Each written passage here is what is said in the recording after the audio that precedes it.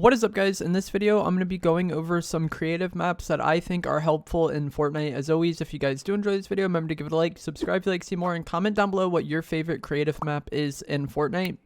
This video is going to be for both builds and zero builds. The start is going to be a lot of builds maps because there's just more of them, but once we get to the fighting portion of the video, there will be more zero build maps mentioned, and also a lot of these mechanics training maps do translate to zero build as well. You would just use different parts of the maps. And also, I've talked about this a lot on my channel. If you guys have watched me for a while, I'm sure you're well aware that I think like creative is one of the best ways to like practice and improve in this game. So if you do feel like you haven't been improving, or you've gotten worse or whatever, just spending a bit more time in creative can be a good solution. Just a much more efficient way to practice things in game, because you can get in so many fights without much downtime and really like familiarize yourself with like the weapons and mechanics of the game.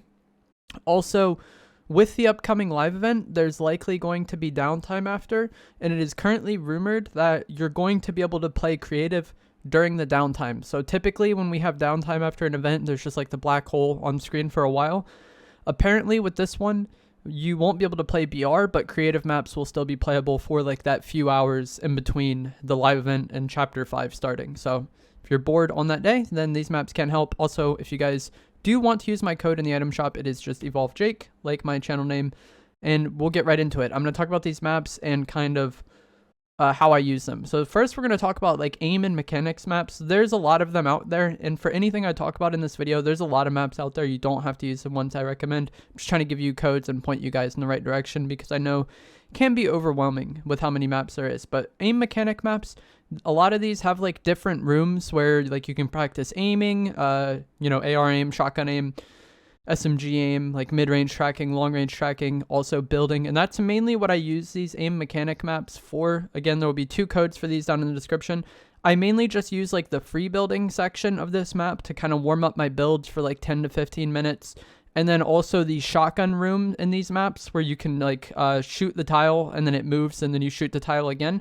I feel like that can be like decent for kind of warming up your shotgun aim a little bit. And typically what I do is about an hour or so of warming up, and that is excessive for sure. The average player isn't going to want to do that, but it's just something, it's what I like doing before I stream. I kind of get on, put some YouTube videos on and then play creative for a bit before I actually go live. So I usually spend about like 10 to 15 minutes, maybe 20 minutes in these aim or mechanic warm-up maps, mainly focusing on free building and editing, and also the shotgun tile room. I think those are the 2 most like beneficial rooms from these aim mechanic maps. There are like rooms where you can practice like mid to long range AR aim, but I've just never really found that to be the most relevant for me in creative. I've also just never really had much of a problem with AR aim in this game. So yeah, I mainly use the free building section and the shotgun tile room. The next type of map is going to be piece control maps, and I think these are the most helpful for builds. And when I quit playing the game in early chapter 2, piece control was like an aspect of the game that the player base really advanced in when I wasn't playing the game. So when I came back, I was really behind in that regard. And these piece control maps helped me a lot. Not only do you, practice piece control in terms of like you piece up the bot, you fully encase it in your builds and then make like an edit play on them and eliminate the bot. And then once you do that, you just get sent back to the start of the room, so you can kind of rinse and repeat these scenarios over and over and over again. So not only are you kind of learning how to do piece control, but also just mechanically kind of like building and then editing through your edits and then piecing the bot and then hitting it with your gun and then like rinsing, repeating that. It's just a good way to warm up mechanics and practice the mechanics of the game. If you can do these things well, like fluidly build and edit through your builds while protecting yourself the entire time and piece the bot, then you're going to be like comfortable with the mechanics of building and editing. It's just like a really good way to practice, again, because you can get it done in a very short time span. So I typically spend probably about 10 to 20 minutes a day on this map as well. And those are like the main kind of like mechanic warm-ups I do, building and free building, shotgun tile room, and then also this piece control map. I think is, if you're only going to use one creative map and you're a build player, I think Raiders piece control is one of the most helpful, if not the most helpful in the game. And that's going to bring us to fighting maps. So those are the main 2 kind of like on your own type maps, I think, but the rest is just going to be fighting. And there's a bunch of different types of fighting maps, whether you're playing builds or zero builds. So both builds and zero builds have a pit map, and the pit is not the greatest quality of players I've found, and it can be pretty chaotic and pretty like random at times. But the thing about it is you can just get in a lot of fights in a very short time span because you just have like this huge open area. Obviously players will build, but there's so many people here that you can just kind of get into a lot of engagements quick. And that's kind of like what I'm looking for if I just want to warm up. I don't think this is the best at like actually improving or actually practicing or actually getting better. But if you have 10 minutes to kill and you want to get in like 40 fights, I think the pit is going to be a good place for that. And again, when I get on to play creative, I'm oftentimes just trying to like warm up before I stream. So playing like 10 or 15 minutes of the pit is a nice way to do that, even though the fights aren't the highest quality. That's just kind of how it goes. And depending on your skill level, you probably will take more away from these fights in the pit. If you're a new player or you're just like not, very experienced with the game, then there might be a decent amount for you to take away from these fights in the pit. But if you've been playing the game for years and you're like, a solid player, odds are the players here are probably going to be worse than the players in your pubs. At least that's what I've experienced, is that like when I play pubs, the quality of players are typically much higher. Every now and then you will get like some decent players in the pit, but that's just kind of how it goes. The rest of the maps can be a bit better though. So like speed realistics, there'll be a code for the OG speed realistics in the description down below. This is a 1v1 map where you kind of alternate between being the aggressive player and the defending player. So one player will be the defending player. You just box up during like the countdown time, and then the other player is the aggressive player. They will get pushed into the defending player, and then you swap sides every time somebody gets a kill. So if you're the aggressive player, you get pushed into the other player, you take their wall, pump them, GG's. Now the sides flip and you're the defending player, and you just do that, rinse and repeat over and over again. And this is again a map where you can get into a lot of fights pretty quickly because the downtime isn't very much, and you do practice different scenarios between like defending and attacking. This is something that's been pretty helpful for me because when I play pubs, typically I'm a more aggressive player, so I don't have as much experience, or I tend to not play in such a way where I'm playing more defensive in builds. I tend to play really aggro. So being on this map and kind of being forced into the defensive playstyle has helped me a decent amount recently, I think. And the player quality here, at least from what I've played, it can vary from server to server or time to time. The player quality here was much higher than what I've encountered in the pit typically. So that is good as well. If you are actively trying to play to get better in practice, I think this is going to be a better avenue for doing so than the pit. The pit is just there to kind of like maintain skill and warm up, but if you want to get better, I think the speed realistics 1v1 maps can be very good. There's also countless box fights and zone wars maps out there. I'm not really going to look for codes for them because box fight maps are just mostly the same, it's just a box fight. And then zone wars maps vary so much depending on what you're looking for. But if you do want to actively get better at the game, I think you are going to encounter higher quality players in like box fights and some zone wars maps than what you'll encounter in the pit. And again, that doesn't make the pit bad. It's just like more of a difference of your goal.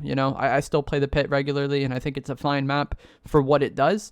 But if I was actively trying to improve and get better, I would spend more time in the speed realistics map, and I would spend more time in the box fight maps because those are going to be where you encounter the better players, I think.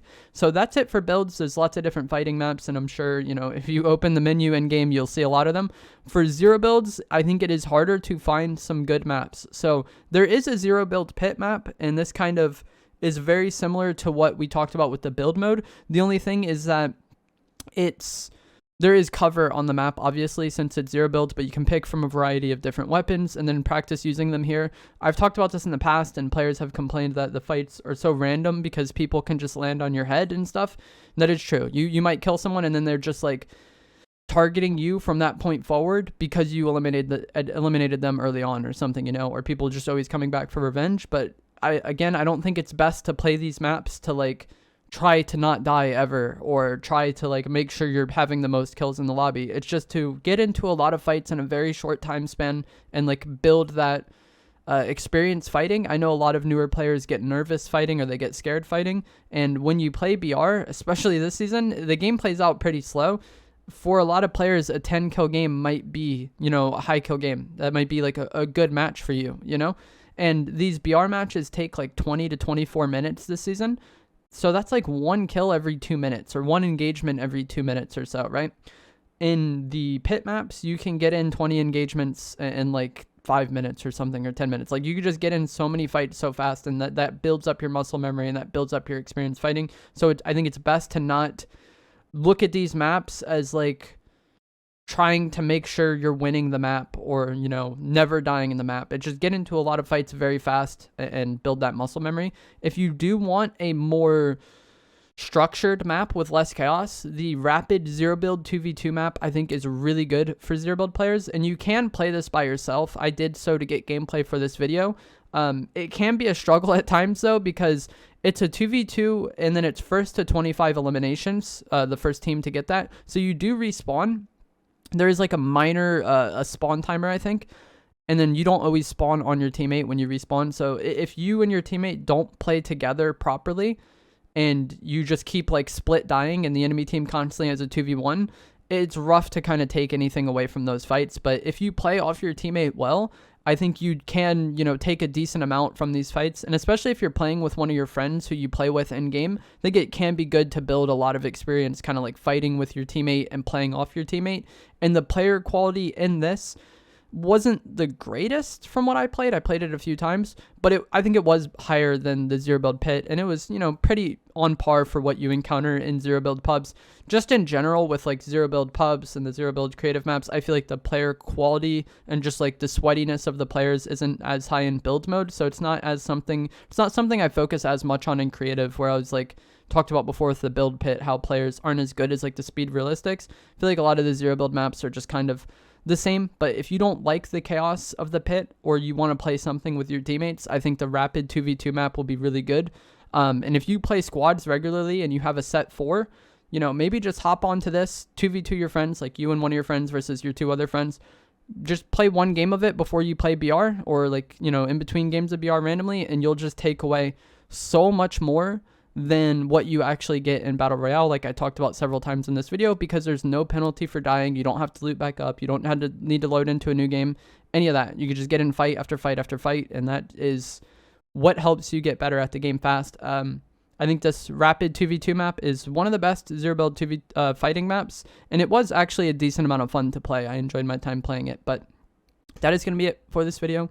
I hope you guys found this helpful, informative, interesting. There'll be codes for a lot of the maps I talked about in the description of the video. And yeah, if you enjoyed this, give it a like, subscribe to like see more. Use creator code EvolveJake in the item shop when getting the Chapter 5 Season 1 Battle Pass or any other skins. I'd much appreciate it. Thanks for watching.